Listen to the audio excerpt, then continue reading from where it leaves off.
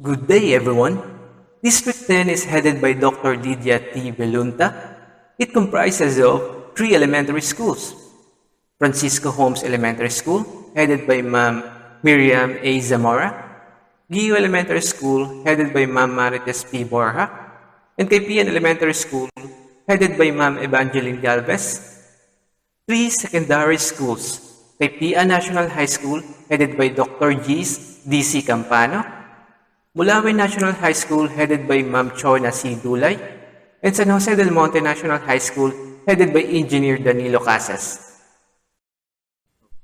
In relation with DepEd's initiative for schools readiness in distance learning with the tagline Handang Isip, Handa Bukas, all schools under District 10 have conducted regular disinfection of school facilities, reproduction of modules in different subject areas from kindergarten to grade 12, and continuous implementation of Gulayan Sipalan.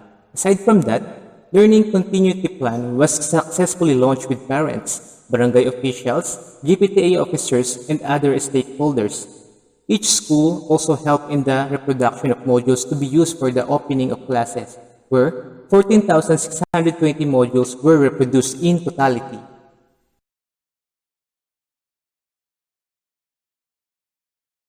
During the pre-implementation, the learners, learning area, and modality of each school were identified. MULAWIN National High School used both online and modular LDM for ESP10, participated by 15 students each class. This is also the featured school, and all other details will be presented in the latter part. Francisco Holmes Elementary School utilized modular and online learning delivery modalities for AP and English 6. Composed by 34 students each class. On the other hand, Giho Elementary School used modular LDM for Filipino 3, participated by 25 students. Kaipian Elementary School also utilized modular LDM for Filipino 5 with 35 learners. Kaipian National High School made use of 14 online classes and 2 modular classes in different subject areas like English, Filipino, Math, Science, MAPE, TLE, etc. Lastly, San Jose del Monte National High School utilized online, synchronous modular LDM for Science 8 with 24 learners. After that, meetings with school heads and supervisors were conducted.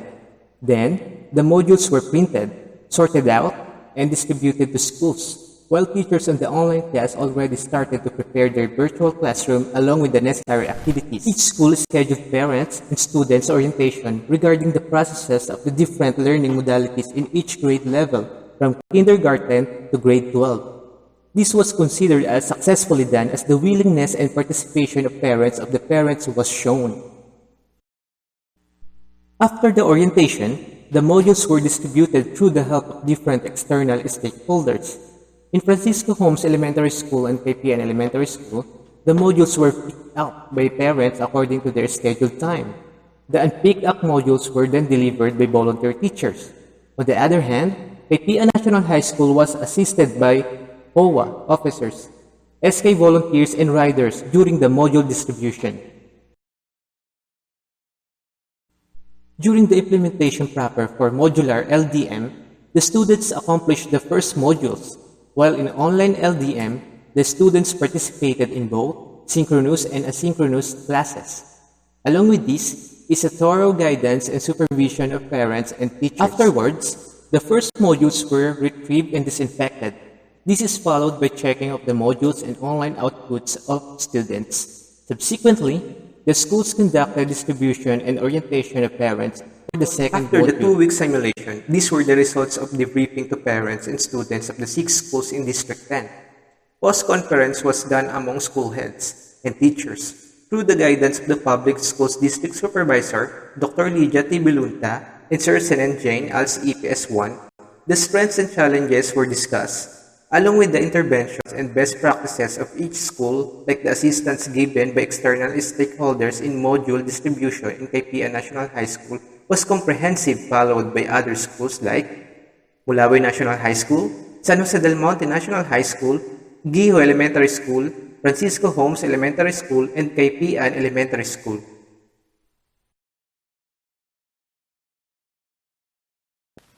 Some of the strengths under modular LDM were: parents and students are participative and cooperative. Module is self-paced. Parents and guidance can save a lot of transportation. The only expense is in the printing of modules which are shouldered by schools. The content of the modules are easier to grasp than those in the books. Students have their own way of learning that would work for them.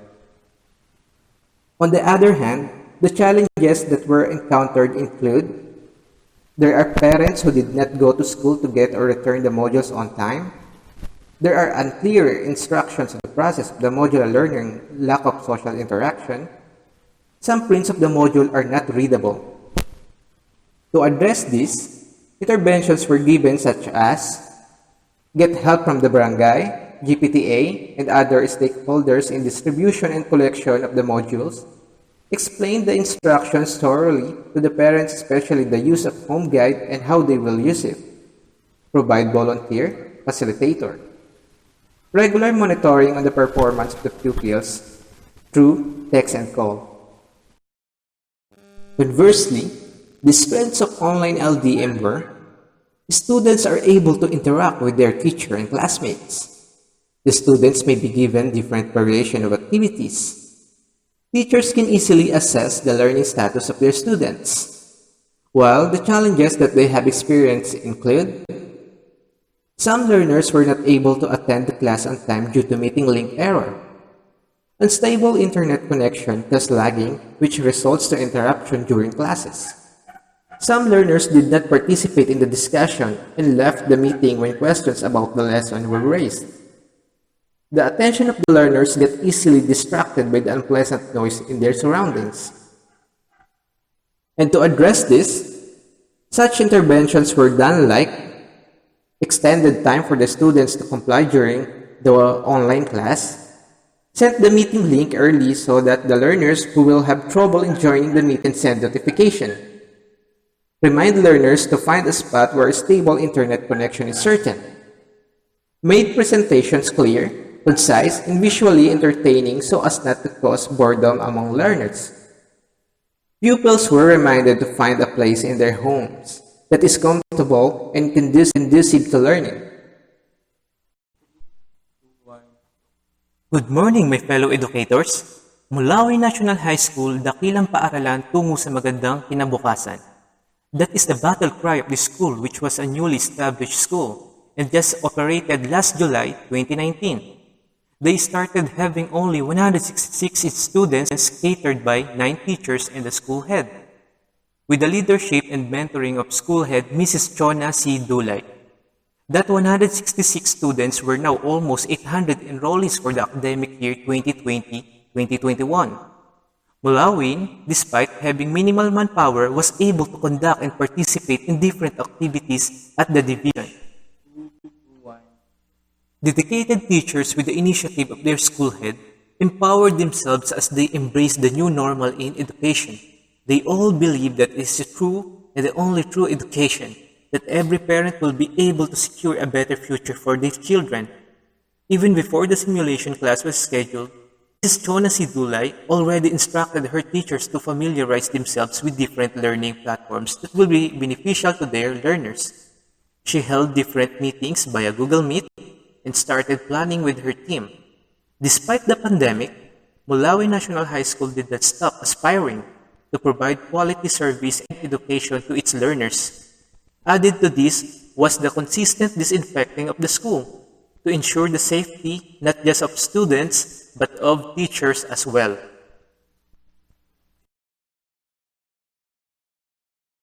With the joint effort and collaborative works of teachers and their school head, their Learning Continue to Plan was presented to the 4 different barangays, namely Barangay MULAWIN, Giho, Nara, and Yakal, last July 24, 2020. Chona C. Dulay with her team enumerated their different plans in pursuing the call of Sulong Edukalidad by the Department of Education. Hand in hand, the leaders of 4 different barangays pledged their commitments in helping the school achieve its purpose for the benefit of the learners. Last July 30 to 31, The learning continuity plan of the school was also presented to the parents, providing them an avenue where they could ask all their doubts in mind in terms of pursuing their children's education. MULAWIN National High School conducted a briefing for parents and learners as they identify who would be joining the simulation, after which another briefing had been conducted to those who were selected to the participants of the simulation class. Learners were oriented on the process of which simulation would be conducted. They were also briefed about the schedule and target activities to be performed. Parents as well were briefed on how the simulation would work and was asked to guide their children throughout the process.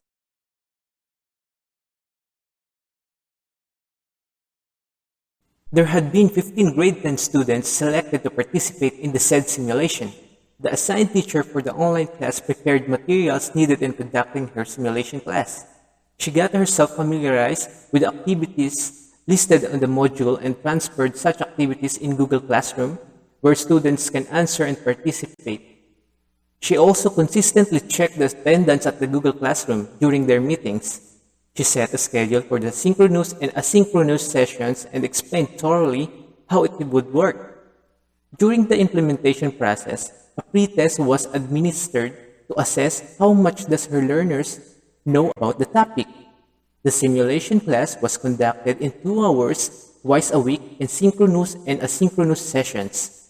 The assigned teacher also allotted a schedule where students who are in groups can ask their inquiries on their teacher.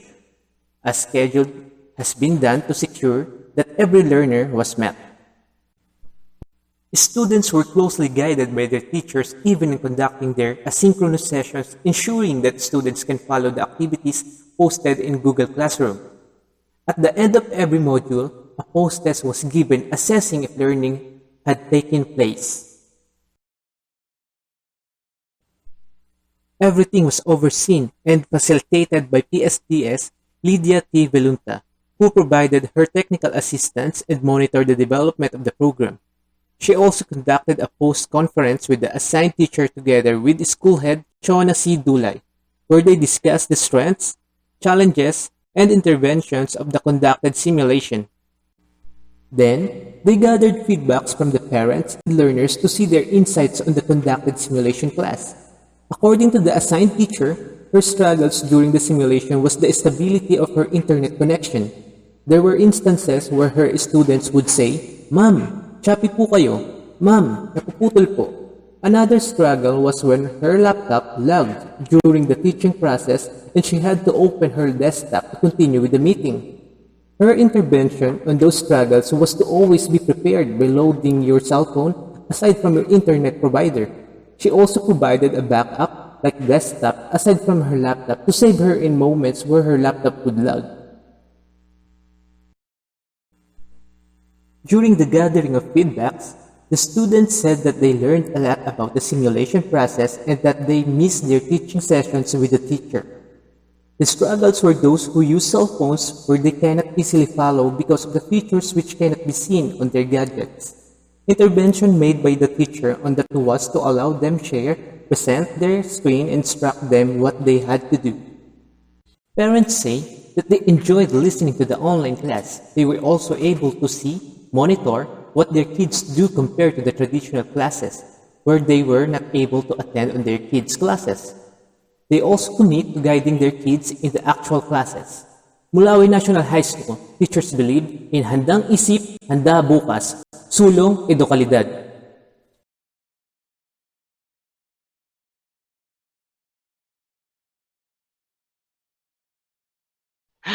Ikaw, ano na-encounter mong problem? Time management, sir. Bakit time management?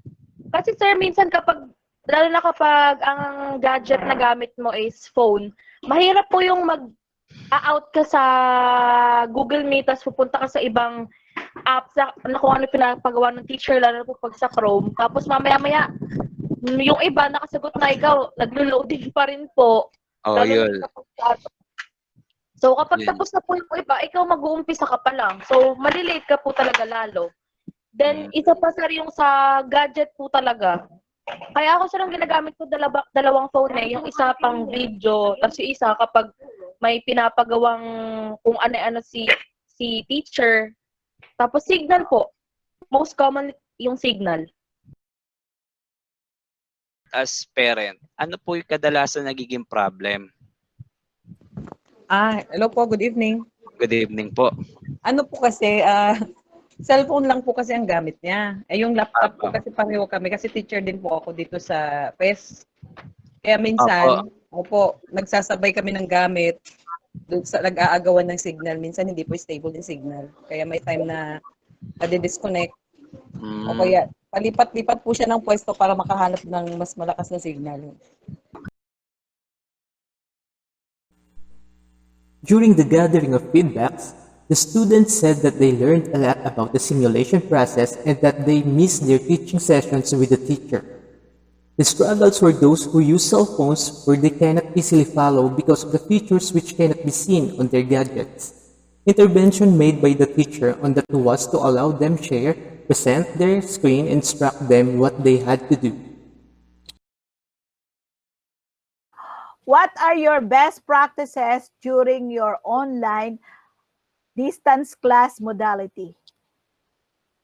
Ma'am, in terms of teaching strategies po, I use certain applications katulad po ng slido.com para po magkaroon ako ng interactive na class discussions. Kasi lagi po sinasabi sa amin ni Ma'am Nogoy, as much as possible talagang dapat dinideliver yung ESP ng interactively. Then after ma'am nung last na usap po natin, na nagbigay po kayo sa amin ng technical assistance, so in-explore ko ma'am yung aking G-Classroom and nakita ko po doon na merong mga rooms na pwede nating gamitin ma'am, wherein ang inputs ng bata ay automatic ma'am na nakikita ng teacher at ng parent. So maging yung assessment ma'am, yung pre-test and post-test po, naging napakadali para sa akin kasi automatic ma'am nakikita ko na yung scores, nakikita ko na kung saan sila nahirapan, saan naging madali. And yung parent din, ma'am, nakikita nila kagad kung saan dapat alalayan yung bata. If MULAWIN National High School have best practices on online class simulation, let us now view the strengths of online class modality through this video presentation. Ma'am, what are the strengths of your online distance class modality? Ma'am, ang strengths po ng online distance modality para sa akin, ma'am, number one, safe. Kasi safe yan sa bata, safe din sa teacher kasi wala pong physical interaction. But most importantly, ma'am, yung guidance ng parent real time. So, naririnig ng parent kung ano yung tinuturo ng teacher. Nakikita niya kung ano yung activity na ginagawa ng bata. So, nagiging mas madali para mag-guide po kagad yung bata in cases na medyo nagkakaroon siya ng struggle. So, napakaganda dahil yung bata po natututo at the same time, nandoon yung kanyang magulang na baback-upan po siya all the while ng pag-aaral nila.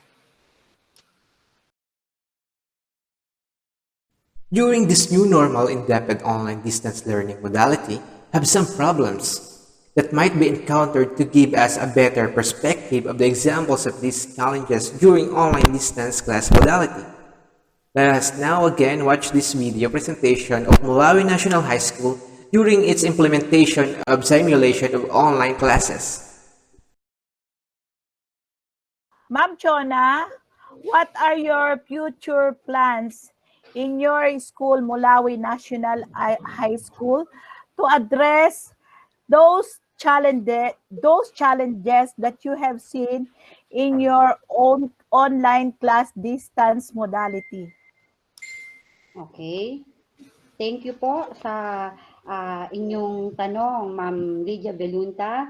Salamat sa inyong mga technical assistance. No? Habang kami ay nagkakaroon ng simulation, ay napagtanto namin o nagkaroon kami ng analyzation sa mga posibleng kaharapin na problema o challenges ng MULAWIN National High School once na nagsimula na yung pag-uumpisa ng ating klase sa October 5. Una nga rito, yung katulad ng binabanggit ni Ma'am Rhea kanina tungkol sa problema sa signal, no?